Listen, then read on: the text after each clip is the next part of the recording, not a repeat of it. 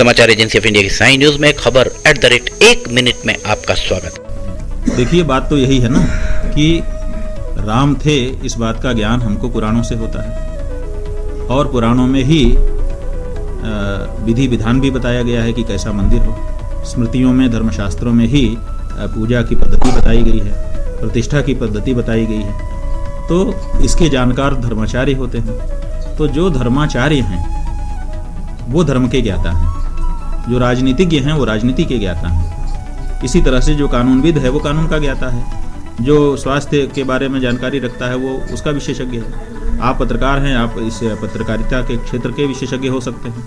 तो आपकी विशेषज्ञता जहाँ है वहाँ आपको प्रमुखता देना, जहाँ हमारी विशेषज्ञता है वहाँ हमको प्रमुखता देना, यही उचित बात होती है। लेकिन जब राम जन्मभूमि में राम मंदिर बनाने का प्रश्न आया तो केंद्र की सरकार ने धर्माचार्यों पर भरोसा नहीं किया। कहते हैं कि हम हिंदू सरकार हैं, हिंदू वोट हमको मिलते हैं, हम हिंदू हितों की बात करते हैं। आप हिंदू हितों की बात करते हैं तो आपने हिंदू धर्माचार्यों को परे क्यों ढकेला? हिंदू धर्माचार्यों पे आखिर किस कारण से आपको विश्वास नहीं है, ये एक बड़ा प्रश्न है। अगर हिंदू धर्माचार्यों पर ही आपको विश्वास नहीं है तो फिर आप कैसे हिंदू हित की रक्षा करेंगे? आपने ट्रस्ट बनाया, 4 शंकराचार्यों, 5 वैष्णवाचार्यों, 13 अखाड़ों के प्रमुखों का एक ट्रस्ट पहले से बना हुआ था, रामालय ट्रस्ट। आपने उसको हटा दिया, हटा करके आपने नया ट्रस्ट बनाया।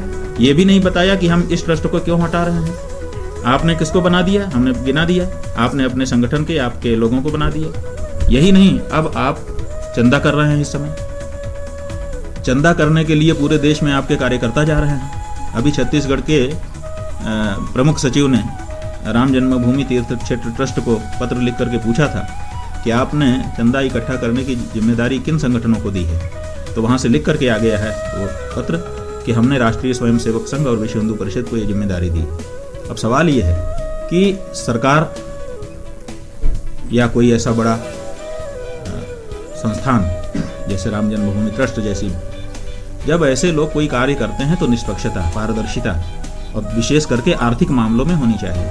ये आर्थिक मामला है, आप कलेक्ट कर रहे हैं रुपया, इसमें अमानत में खयानत ना हो जाए, इसका तो विचार करना पड़ेगा। तो सबसे पहली बात है, जब ऐसा कोई प्रकरण आता है आर्थिक, तो 2 चीज़ों का विचार सरकारें करती हैं। एक तो टेंडर निकालती हैं, निविदा निकालती हैं, सार्वजनिक सूचना करती हैं कि भाई ये काम होना है, इसके लिए जो लोग इच्छुक हों वो अप्लाई करें। और फिर उनमें से जो सक्षम होते हैं संस्थान, उनको अवसर दिया जाता है, लेकिन ये देख करके कि इन्होंने कहीं गड़बड़ी तो नहीं की है पहले किसी काम में, ब्लैक लिस्टेड तो नहीं है। ठीक है ना, ये 2 बात का तो विचार होना चाहिए। तो पहली बात तो ये है कि ये विचार नहीं हुआ कि हम